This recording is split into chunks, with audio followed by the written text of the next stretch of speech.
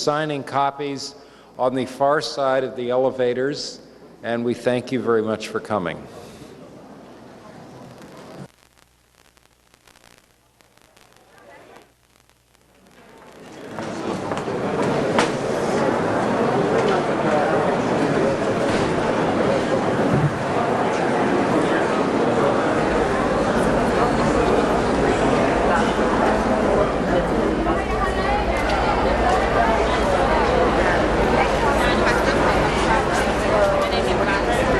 We have 2.5 hours of live programming to go here at the Miami Book Fair International, Miami-Dade College in downtown Miami. Here's what's coming up in the next 2.5 hours. Next up is James Stewart, author of Disneywar. Then we'll also go to a panel discussion with George Packer and John Ralston Saul. Following that, John Ralston Saul will do a call-in program, and then finally John Hope Franklin. He's written his autobiography, Mirror to America, and he'll be doing a panel discussion on that, followed by a call-in program. So about 2.5 hours left in today's coverage. We'll be live again here at Miami-Dade at the Miami Book Fair tomorrow. But right now, this is the man we're talking with, James Stewart. He's author of this book, Disneywar. James Stewart, what is the fascination with Michael Eisner?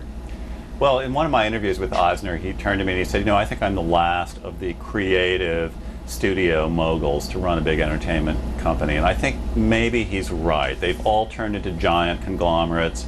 Disney has its finger into a huge array of entertainment information products. Eisner was hands-on, for better or worse. He plunged into it, he looked at the scripts, he gave comments on everything, he went on the theme park rides.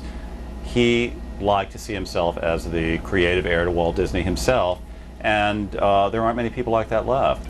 In your book, you say that he will go down in Hollywood mogul history along with the Louis B. Mayers of the world. Well, yes. I mean, the first 10 years of his 20-year reign at the top of Disney were spectacularly successful, both financially and creatively. Disney in that period had a string of 19 profitable movies, culminating in Pretty Woman, which was a huge blockbuster. And I think that's a record that no studio has ever duplicated. It was also the rebirth of Disney animation with fantastic movies like Beauty and the Beast, Little Mermaid, and that culminated in The Lion King. That's what has earned him a place in history. The question to me is, will the final 10 years, which took that pinnacle and began a downward spiral once Eisner had total control of the company, cloud that record? Will that predominate in the end, or will it be the great things he achieved that stand in history? And how does Michael Eisner answer that question? Well, I know how Michael Eisner answers, because Michael just writes out of history anything that doesn't fit his own self-image. So he would have no trouble saying that it will be all about those first years. You know, he was finally forced out of Disney, and his last day was the end of September of this year. And I was struck by the little talk he gave in the commissary. There was no fanfare, no fireworks, no big deal, which in a way the departure was a little bit sad for someone of his stature. But in his remarks, he said nothing about the last 10 years. All he did was talk about a couple of anecdotes from his very first day at the company, when I'm sure it was all filled with promise, with bright horizons, many of which were, in those early years, realized before the bad times came. Taking the Hollywood part out of it, how is Michael Eisner regarded in the business community? Well, he was beloved in the business community when the stock was soaring in those first 10 years. He did some very smart business things that seemed simple looking backwards, but no one else had done it, like raising the admission price at Disneyland, releasing the Disney archives into home video, building hotels at the theme parks. Wall Street loved all that. But once again, once he had total control, he started doing things like a $19 billion deal for Cap Cities ABC, a really off-the-wall, really $6 billion deal to buy the Fox Family Network. Disney stock has never regained the pinnacle that it achieved years ago. As a business decision, was the Cap Cities deal a mistake? I think you could debate that. The deal, if it was a success, really was by accident, because ESPN, which came in with the ABC deal, turned out to be a phenomenally profitable asset. The ABC acquisition really did not make a lot of sense. They overpaid. ABC was at its peak when they bought it. Network television now is a declining industry. It will never be what it was when Disney first bought it. Their huge purchase of the Fox family was a complete fiasco. Again, from a financial perspective, Eisner wanted growth at any cost. If they couldn't generate growth internally, then he said, we'll buy the growth. And that has generally turned out to be a mistake, not just in the entertainment industry, but in business generally. We're here in Florida. Disney has a huge presence in Florida. How many jobs, what's the revenue that comes out of this state for Disney? Oh, it's enormous. I saw the numbers of Disney employees recently, and I think I may be off slightly, like 130,000 or 140,000. When you think of the customers, the employees, the shareholders of Disney, I mean, Disney is a kingdom. It is like the medieval kingdom of old. It is as powerful, as wealthy, and as influential as anything that Shakespeare wrote about.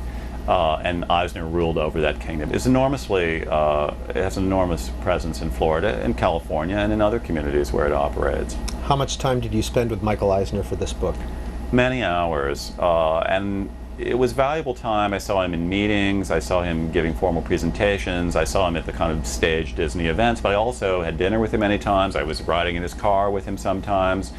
He did say some very unguarded things to me, which show up in the book, and I'm sure now he wishes he hadn't said all of that, but there it is, he did. And I was very scrupulous. If he said something was off the record, I never repeated it. Why did he talk to me? Lots of people have said, why would anyone talk to you? Which I say, it hurts my feelings a little bit. Like, why wouldn't someone talk to me? I like to think I very fairly present the information I get. I think a lot of the decisions that Eisner made, they'll go directly to his ego, and I think the idea that he would emerge as a creative hero, as the spiritual and creative heir to Walt Disney in a book was something that was very appealing to him. I never said that's what would happen, but I can only conjecture that on some level that's what he was hoping for. What was his reaction after this came out in February? Well, how can I describe that? It ran the gamut from fury and rage, all of which he expressed in some phone calls to me, to laughing over it. I mean, I think there are some very funny passages in this book, and I do have to compliment Eisner's sense of humor. He never lost it, no matter how contentious things got between us, and we were laughing over a few passages in there. But I think the bottom line is he hates the book. In our last conversation, he said he'd never speak to me again. And when was that? That was just before the book was published in February. And was that the last time you spoke with him? So far, yes. Yeah, so far he's kept his word. He hasn't spoken to me. But you were at the commissary the day he left? No, I wasn't there. I just heard about the speech from people who were there. Did you talk with George Mitchell?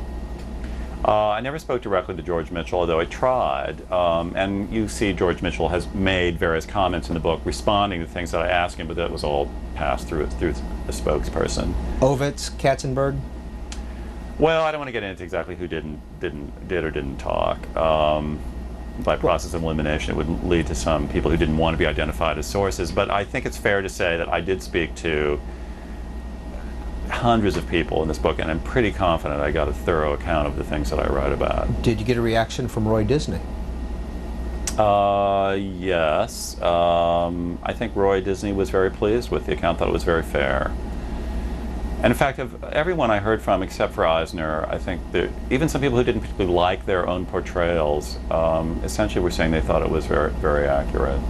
You talk about Michael Eisner's elastic no. Yes. Is that a common thing in business? No. I think it's fairly common in the entertainment industry, perhaps. And something I've seen in other industries as well is the way the vocabulary becomes twisted in a fundamental way. Like, Wall Street analysts were telling people that a stock was a hold, when hold really meant sell at all costs, or buy meant hold. I mean, the language became perverted. The same thing is true in Hollywood. The language cannot be trusted, as he called it, the elastic no or the elastic yes, whatever it is, on its face is nonsensical. He testified about a concept called frumping. I'd never heard the word. It's not in the dictionary. No one I know had heard the word before, but in the Eisner dictionary, frumping essentially means lying. I mean, it's some euphemism for not telling the truth. And I do say point blank in the book, and I think it's one of the things that upset Eisner the most, that I think that's his greatest flaw. He either doesn't realize it or is incapable of realizing it, but he tells either lies or untruths very frequently, and it had serious business consequences for Disney. What do you teach at Columbia? I've taught for a number of years a course called narrative writing, and I tried to implement that in writing Disneywar in a narrative style that, some people have said, oh, it reads like a novel, and I take that as a compliment. I think I really took, years ago, Tom Wolfe wrote an article in Harper's in which he challenged nonfiction writers to capture the world around us in the way that novelists of the 19th century did, and I was very inspired by that. And you won the Pulitzer in 1988 Yes. for coverage of the 1987 stock crash. Yes. You wrote Den of Thieves. What was that about? The insider trading scandal of the 80s on Wall Street. And also Bloodsport. About the Clinton White House. Going Whitewater. Going back to Den of Thieves, has the business, the regulation of business, or the business atmosphere changed in those 20-some years? Well, it has. I pointed out in Den of Thieves that the last major scandal that approximated what happened in Den of Thieves had been in the time leading up to the Depression, the 20s, and before that had been about 100 years earlier, and then here we were in the 1980s with another big scandal. Only 50 years had gone by. Well, now 20 years have gone by, and we're in the midst of another period of corporate scandal, this time not from Wall Street or arbitrageurs, the insider traders, but right in the boardrooms of companies like Enron, WorldCom, Adelphia. I mean, I could go down a long list. And I said in Den of Thieves, and I'm sorry this prophecy turned out to be true, but I said given the speed of communications, of people's short-term memory, it seems that this cycle is repeating itself in an ever shorter period, where you have the crackdown, the law enforcement, things do get better, and then wrongdoing crops up in another guise, in an unexpected way. Unfortunately, only 2 decades after the last scandal was eradicated. And that's what I think we see happening now. And I'm afraid in another 10 or 15 years, human nature being what is, the stakes being so high, the wealth that's sloshing around the world for the taking, we'll be in the middle of another scandal. Of what, I don't know, but it'll be something different. Are you writing another book right now? Not at the moment. This is the first time in 25 years I haven't had a book contract over me at the moment, and I do enjoy this feeling of opportunity that I could decide to do anything that really looks good and promising. Are you following the Enron trial? I've been following Enron. I write a column that shows up in smartmoney.com and the Wall Street Journal occasionally, and I have occasionally sounded off on these. So yeah, there are a lot of subjects that I sort of follow with great interest. Will you be going to Houston in January for the trial at all? I don't know. Maybe if I decide to do like a New Yorker story or something. I'll have to see. Our guest has been James Stewart. This is his most recent book. It was out in February, Disneywar. Thank you for your time. Thank you.